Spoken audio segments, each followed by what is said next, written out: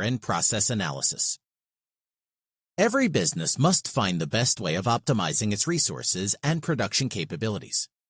The cost of operations is estimated by examining the value chain. This involves the total costs of the raw materials, processing it, and making the final product available to the consumer. The cost of the value chain is financed by the working capital. The efficient frontier, the EF, is a mechanism that is used to examine the relationship between production and trade-offs, as well as opportunity costs. This is done by examining two variables. Number 1, the total value chain cost of production, and number 2, production or delivery targets. At this point, the managers would have to identify the working capital that they have and how much they can bear in terms of production costs.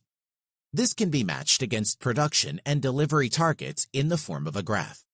The higher the costs, the higher the service targets. This can be depicted in a graph form. Once this evaluation is done, a company can identify, number 1, the production possibility.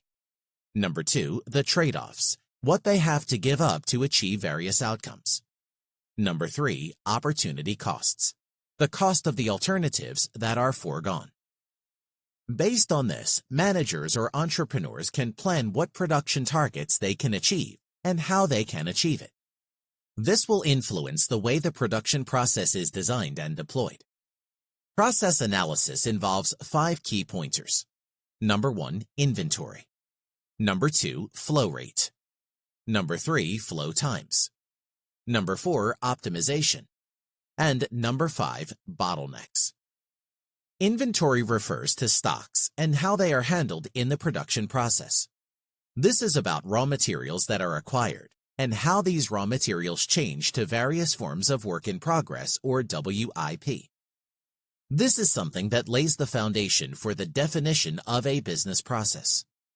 Flow rate or throughput refers to the number of flow units that are used to measure the various variables of a production process. This includes the definition of key pointers like number of stocks, service costs, and others. This is important for cost accounting and the analysis of the buildup of costs. Flow time is the time that is spent in each stage of the business. This is summed up and used to define the total processing time. Optimization refers to the highest level of outcome possible at any given point in time. This is about targets and standards that are set and observed from time to time to achieve the best goals and ends of production.